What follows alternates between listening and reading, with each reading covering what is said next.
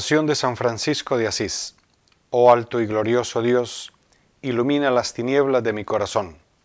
Dame fe recta, esperanza cierta, caridad perfecta, acierto y sabiduría para cumplir tu santo y veraz mandamiento.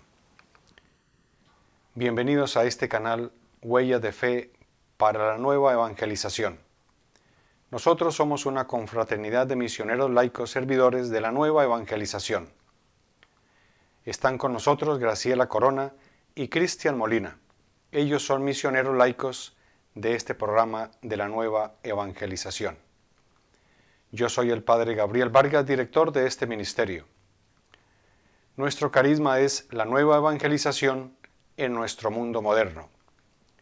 El tema de hoy es Constantino y su relación con la Iglesia Católica.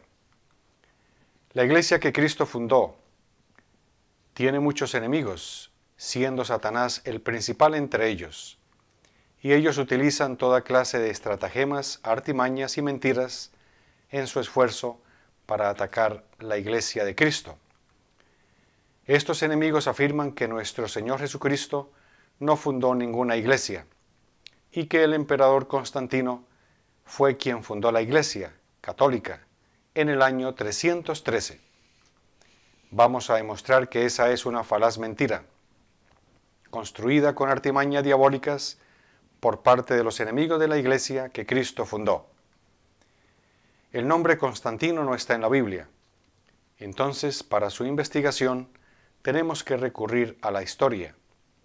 ¿Cómo lo vamos a investigar? No vamos a recurrir a ninguna enciclopedia católica. Mejor vamos a recurrir a una enciclopedia digital, independiente, llamada Wikipedia. En esta enciclopedia digital se da información acerca de los datos que vamos a investigar. Eso lo pueden ustedes buscar en sus teléfonos o en sus computadoras. Wikipedia. Lo primero que vamos a buscar es la fecha en que Constantino nació. Constantino nació en el año 272 después de Cristo. Lo segundo que vamos a buscar es cuándo Constantino fue constituido emperador. Constantino fue constituido emperador en el año 306 después de Cristo. Lo tercero que vamos a buscar es cuándo se publicó el Edicto de Milán, con el que Constantino dio libertad de culto a la religión cristiana. El Edicto de Milán fue en el año 313 después de Cristo. Ahora vamos a investigar si en Wikipedia se mencionan algunos papas y cuántos existieron hasta el año 272 después de Cristo, en que nació Constantino. El primer papa fue San Pedro, también conocido como Simón Barjona. Segundo papa, San Lino de Tuscany, año 67 al 76. Tercer papa, San Anacleto de Roma, año 76 al 88. Cuarto papa, San Clemente I, año 88 al 97. Quinto papa, San Evaristo de Grecia, año 97 al 105. Sexto papa, San Alejandro I de Roma, año 105 al 115. Séptimo papa, San Sixto I de Roma, año 115 al 125. Octavo papa, San Telésforo de Grecia, año 125 al 136. Noveno papa, San Higinio de Grecia, año 136 al 140. Décimo papa, San Pío I de Aquileia, año 140 al 155. Décimo primer papa, San Aniceto de Siria, año 155 al 166. Décimo segundo papa, San Sotero de Campania, año 166 al 175. Décimo tercer papa, San Eleuterio de Grecia, años 175 al 189. 14º Papa, San Víctor I de África, años 189 al 199. 15º Papa, San Seferino, años 199 al año 217. 16º Papa, San Calixto I, año 217 al 222. 17º Papa, San Urbano I, año 222 al 230. 18º Papa, San Ponciano, año 230 al 235. 19º Papa, San Anterus de Grecia, año 235. 20º Papa, San Fabián, año 236 al 250. 21º Papa, San Cornelio, año 251 al 253. 22º Papa, San Lucio I, año 253 al 254. 23º Papa, San Esteban I, año 254 al 257.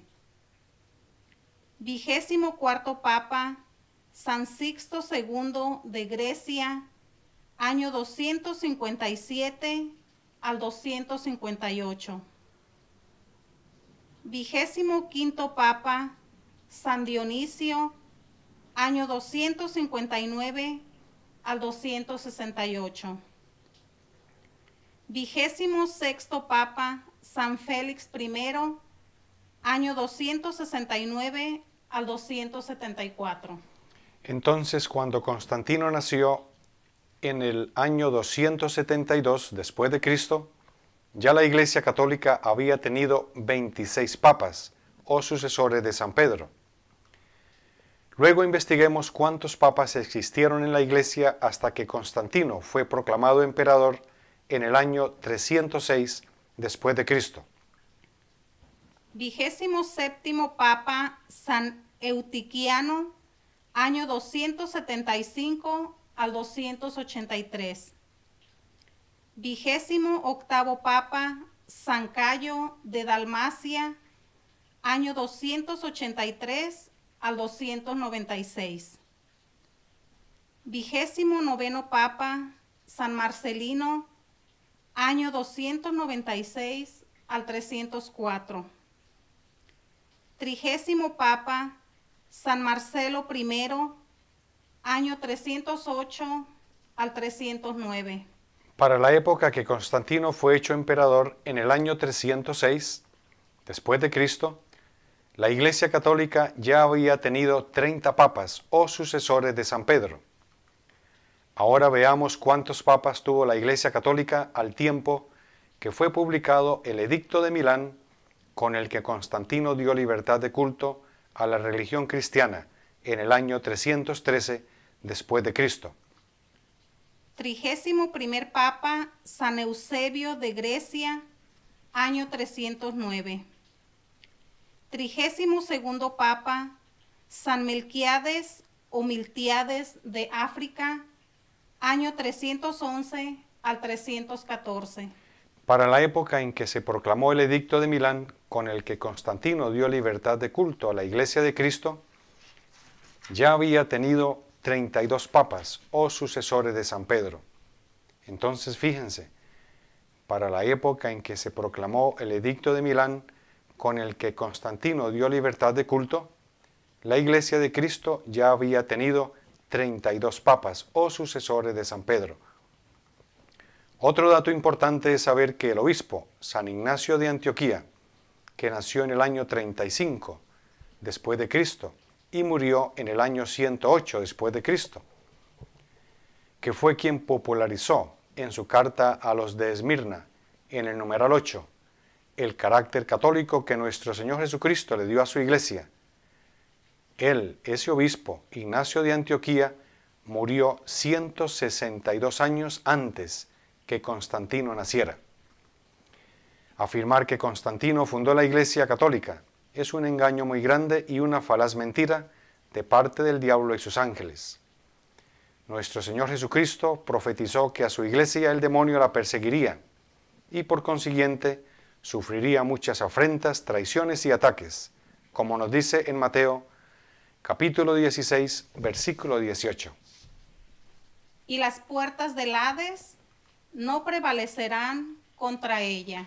Sabemos que la verdadera iglesia de Cristo, la Iglesia Católica, siempre va a ser perseguida por el diablo y sus ángeles, y los que le sirven al diablo con sus mentiras y engaños. El diablo es el padre de toda mentira, como nos dice el Señor Jesús en el Evangelio de San Juan capítulo 8, versículo 44. Porque el diablo es mentiroso y padre de la mentira. Afirmar que la iglesia que Dios instituyó aquí en la tierra fue creada por Constantino, o que es la gran prostituta, o la gran ramera, es una afrenta contra Dios, es insultar a Dios mismo. Por consiguiente, rechazar la iglesia que Cristo fundó significa rechazarlo a Él mismo, como nos dice el Evangelio de San Lucas, en el capítulo 10, versículo 16. Quien a vosotros os escucha, a mí me escucha. Y quien a vosotros os rechaza, a mí me rechaza. Y quien me rechaza a mí, rechaza al que me ha enviado. Uno de los pecados contra el Espíritu Santo es el rechazo consciente y voluntario a conocer y aceptar la verdad. Esto nos lo dice San Pablo en su carta cuando les escribe a los tesalonicenses. Primera carta a Tesalonicenses, capítulo 4, versículo 8. Así pues, el que esto desprecia, no desprecia a un hombre, sino a Dios, que os hace don de su Espíritu Santo. Rechazar la iglesia que Dios mismo fundó se constituye en un pecado contra el Espíritu Santo, porque eso significa rechazar consciente y voluntariamente el medio que Dios nos dejó para nuestra salvación. En conclusión, el Catecismo de la Iglesia Católica en el numeral 855 nos dice: La misión de la Iglesia reclama el esfuerzo hacia la unidad de los cristianos. En efecto, las divisiones entre los cristianos son un obstáculo para que la Iglesia lleve a cabo la plenitud de la catolicidad que le es propia en aquellos hijos que, incorporados a ella, ciertamente por el bautismo, están, sin embargo, separados de su plena comunión. Incluso se hace más difícil para la propia Iglesia expresar la plenitud de la catolicidad bajo todos los aspectos en la realidad misma de la vida. Pidámosle al Espíritu Santo que nos dé la sabiduría, el entendimiento, la docilidad, la humildad suficiente para que todos unidos como hermanas y hermanos en una misma fe sepamos valorar y aceptar a la Iglesia Católica como el medio que Dios instituyó para mi salvación y la salvación de todo el género humano. Esperamos que les haya servido este tema para el crecimiento de su fe cristiana. Envíanos sus comentarios y reciban muchas bendiciones del Señor Jesús. Únete a nuestro ministerio de la nueva evangelización. Nuestro correo electrónico está al final de este video. Salid a las calles, salid y predicad, a tiempo y destiempo, Jesucristo es la verdad.